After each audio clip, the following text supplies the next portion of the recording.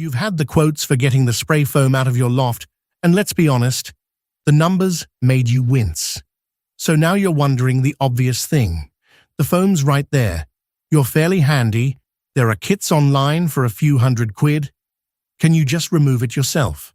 It's a completely fair question. And I'm going to give you a completely honest answer. Not, don't be silly, and not, sure, easy. Here's the truth in one line. You can physically start removing spray foam yourself, but for most people, doing it yourself ends up costing more than paying a professional because of three things the DIY videos never mention: your health, your roof, and a piece of paper that 9 times out of 10 is the entire reason you're removing the foam in the first place. So by the end of this, you'll know exactly what DIY removal actually involves, the real risks, the rare cases where a bit of DIY is genuinely fine, and the one reason doing it yourself so often doesn't solve the problem you're trying to solve. Let's start by being fair to the idea, because the appeal is real. Professional removal can run somewhere around £50 to £75 a square meter as a rough guide, and across a whole roof that adds up fast.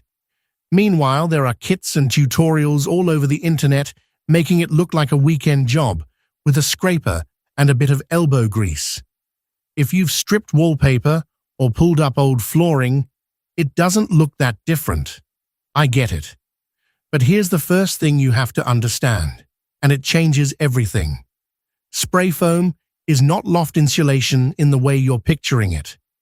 It isn't a soft roll you lift out. It's a rigid, cured plastic that was sprayed on as a liquid and then expanded and set, chemically bonded to your rafters, and often to the felt and the underside of the tiles as well. Especially the closed cell type, which is dense and rock hard. Removing it isn't lifting insulation out. It's carefully cutting and scraping a set plastic off the structural timber holding your roof up, without wrecking either. That's a very different job from the one in your head, and it's why the 3 risks matter. So let's picture the job honestly. You're up in a loft, cramped, hot, badly lit, and you can only stand where the joists are. In front of you is every rafter, coated in hard foam, and it has to come off each one by hand with scrapers and cutting tools, a few inches at a time. Closed cell foam fights you the whole way. It doesn't peel, it chips and grinds. A single section can take hours. A whole roof can take days. The kind of days that leave your arms dead and the loft thick with dust. And then there's the mess and the disposal. You'll generate an astonishing amount of dust and waste foam, all of which has to be bagged and taken away. You can't just leave it. None of that makes it impossible. But anyone who tells you it's a quick, clean afternoon has never actually done it. Now, the 3 things that turn hard work into expensive mistake. Risk 1 is the one people take least seriously, and it matters most: your health. Cutting and grinding cured spray foam throws a lot of fine dust into a small, enclosed space, and the chemicals in these foams, isocyanates, are known respiratory irritants and sensitizers. A cheap paper dust mask from the corner shop does not protect you from that. Doing this even reasonably safely means proper respiratory protection, eye protection, gloves, coveralls, and real ventilation, not a bandana and an open loft hatch. Then there's simply where you're working. You're on your hands and knees, on narrow joists, often near the eaves, frequently reaching above your head for hours. It is genuinely easy to put a foot wrong and come through the ceiling below, or worse.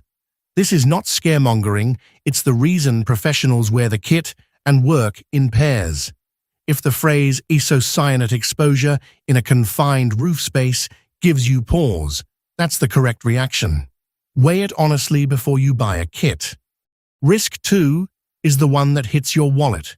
your roof. Remember, that foam is bonded to the timber and often to the felt beneath the tiles. When a professional removes it, protecting that felt and timber is half the skill of the job. When it's rushed or done by someone learning as they go, two things happen. The scraper digs into and gouges the rafters, weakening the very structure you're trying to protect, and the old felt underneath, which goes brittle with age, tears as the bonded foam is pulled away from it. And that torn felt is the trap. If you damage the felt, you can turn a foam removal job into a partial re-roof, tiles off, membrane replaced, scaffolding, the lot. The few £100s you set out to save can quietly become a bill of thousands.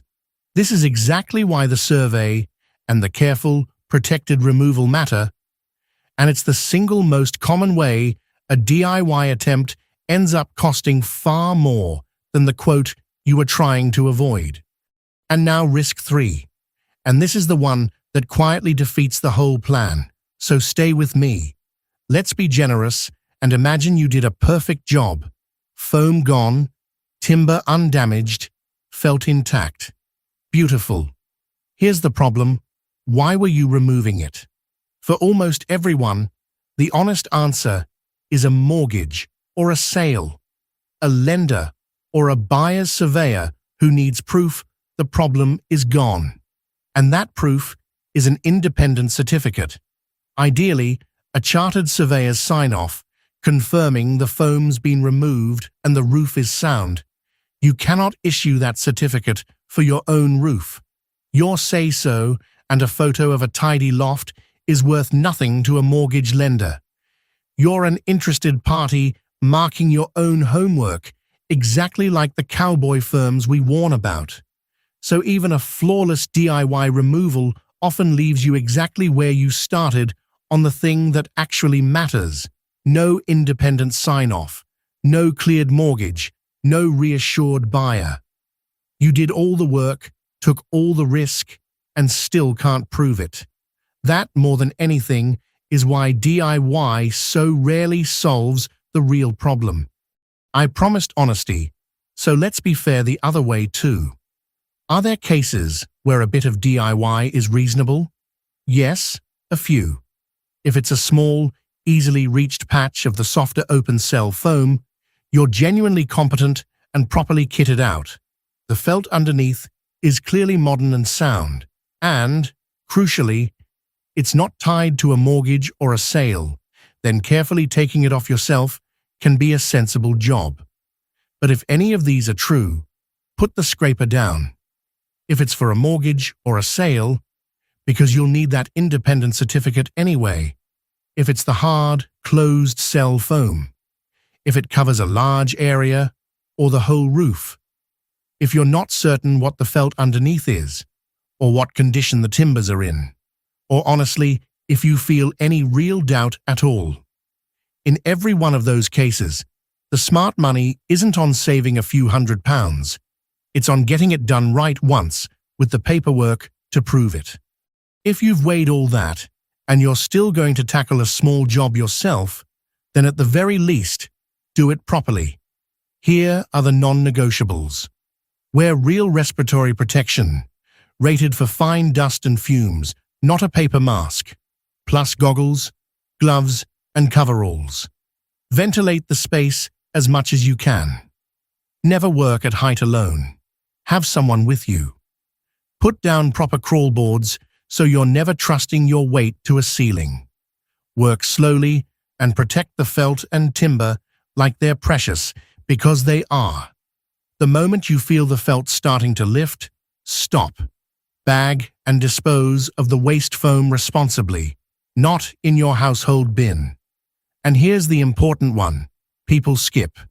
Once you're done, get the result independently inspected, and if it's for a mortgage or sale, certified. Because without that, as we covered, you may not have actually finished the job in the eyes of anyone who matters. So let's do the maths properly, because DIY is cheaper only looks true until you add everything up. On one side, the cost of the kit and the protective gear, several days of hard, dusty, physically punishing work, the very real risk of tearing the felt and triggering a re-roof, the health exposure, and, at the end of it, often still no certificate.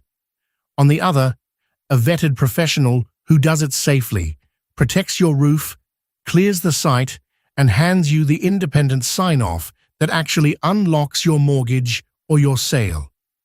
When you count all of it, not just the sticker price, DIY is very often the expensive option, and the professional route is the one that actually gets you what you need. Not always, but far more often than the kit sellers would like you to believe. The goal was never spend the least today. It was solve the problem safely and be able to prove it. Keep your eye on that. So, to bring it home, can you remove spray foam yourself? Physically, on a small, simple, open-cell job with the right gear and no mortgage riding on it? Yes, carefully. But for most people, doing it themselves means real risk to their health and their roof, and it still leaves them without the one thing they actually need: the independent certificate that clears the mortgage or the sale. That's why, for the vast majority, doing it right beats doing it yourself. And this is exactly where we come in, for free. At Spray Foam Removal Advice, we'll tell you honestly whether your case is even a job worth doing. Find and vet trusted, insured UK specialists on your behalf, and make sure the finished work is independently certified, so it actually solves your problem. No salespeople, no pressure, no obligation. Even if you just want a straight answer on whether to attempt it yourself, or a second opinion on a quote, start there. The link's in the description and pinned in the comments before you spend a penny on a kit. If this saved you from a decision you'd have regretted, do subscribe. This channel's here to keep worried homeowners one step ahead of the spray foam problem in plain English, with nothing to sell you. If you've decided to get it done properly, watch the one on screen next. How to find a removal company you can actually trust, so you don't get scammed on the way out. And if you'd like our free DIY versus professional checklist, comment the word DIY below and I'll point you to it. Thanks for watching.